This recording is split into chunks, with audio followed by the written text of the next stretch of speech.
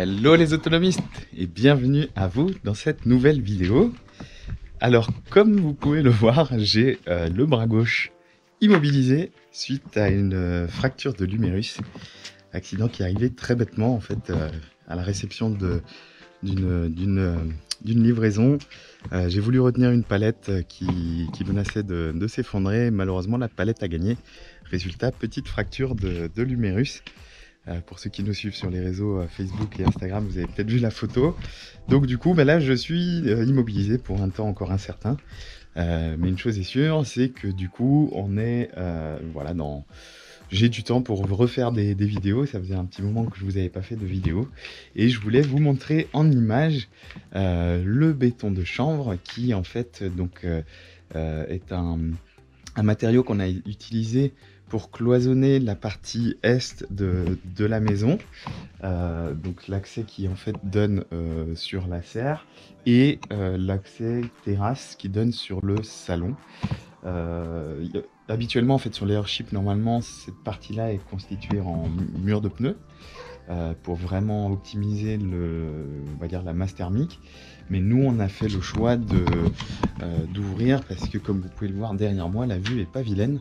Et ça aurait été dommage de se priver de cette vue-là depuis le salon et depuis la terrasse qu'on avait prévu de faire. Donc du coup, on a décidé donc de faire cette ouverture qui du coup constituait donc une faille, on va dire, thermique, et pour la combler, on a utilisé le béton de chanvre, qui est un matériau assez incroyable à mettre en œuvre.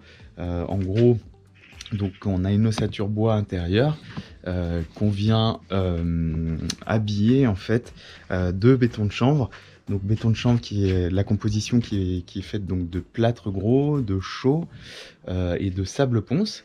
On vient mettre ça dans une bétonnière, on mélange et après on utilise des banches de maçon que l'on va donc caler à une distance donnée. En l'occurrence, nous on était sur un mur de 30 cm d'épaisseur, et donc ces banches là après on vient mettre le béton de chanvre à l'intérieur.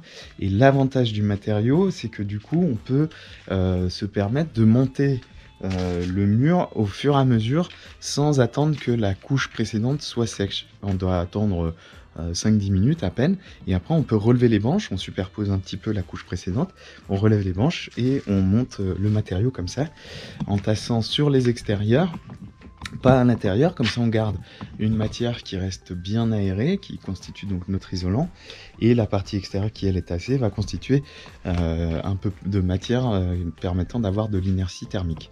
Donc c'est vraiment un matériau intéressant parce que il apporte à la fois le côté inertie thermique et à la fois le côté isolant que pourrait donner par exemple la paille, mais qui n'offre pas forcément l'inertie. Donc voilà, du coup on voit à l'image là un peu tout ça, et on a fait la même chose aussi au niveau de la porte ouest qui elle donc aussi constituait une ouverture sur l'extérieur, qu'on a aussi faite de ce matériau, donc le béton de chanvre.